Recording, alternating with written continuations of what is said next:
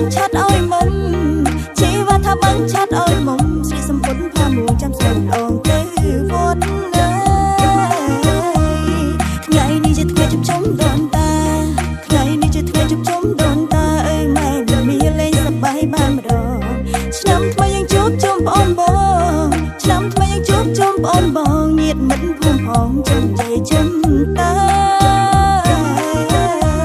ឲ្យតន់ព្រឹកធ្វើចង្ហាន់ទៅវត្តឲ្យតន់ព្រឹកធ្វើចង្ហាន់ទៅវត្តនំគ្នាត្រសងក៏ទៅវត្តទៅវ៉ាត្រៀមទឹកមកស្រោមេតាបៃតាសូមសុខមកទៅផងណាជីដូនជីតាដែលលោកនៅសពថ្ងៃបុរាណលោកបានពោលថាបុរាណលោកបានពោលថាកុំភ្លេចដូនតាពេលវ័នចូលឆ្នាំថ្មីត្រៀមទឹកមកស្រង់តានឹងយាយដែលលោករស់នៅដល់សពថ្ងៃបានបនបារមីកុំភ្លេចដូនយាយកូនតា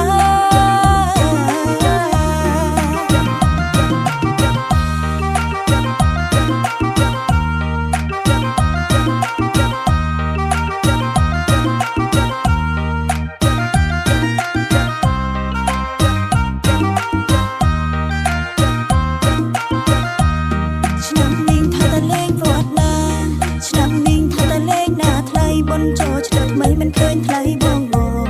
ឆ្នាំនេះស្រីមុំមិនចាំបងលោឆ្នាំនេះស្រីមុំមិនចាំបងលោមិនឃើញបងមកបានឆាត់ជុំគ្នាដៃឆ្វេងអូនកាន់ចានស្រឹង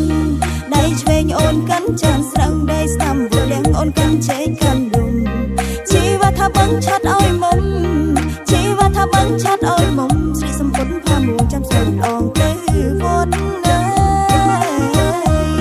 ថ្ងៃនេះជាថ្ងៃជប់ជុំដូនតាថ្ងៃនេះជាថ្ងៃជប់ជុំដូនតាអើយម៉ែមានលេងសប្បាយបានម្ដងឆ្នាំថ្មីយើងជួបជុំបងអូនបងឆ្នាំថ្មីយើងជួបជុំបងអូនបងញាតិមិត្តភូមិផងជុំជ័យជុំតាឲ្យតន់ព្រឹកធ្វើចង្ហាន់ទៅវត្តឲ្យតន់ព្រឹកធ្វើចង្ហាន់ទៅវត្តនំគ្នាត្រសងក៏ទៅវត្តទៅវ៉ាត្រៀមទឹកមកស្រោមេតាបៃតាសូមសុខមកទៅផងណាជីដូនជីតាដែលលោកនៅសពថ្ងៃបុរាណលោកបានពោលថាបុរាណលោកបានពោលថាកុំភ្លេចដូនតាពេលវ័នចូលឆ្នាំថ្មីត្រៀមទឹកមកស្រង់តានឹងយាយ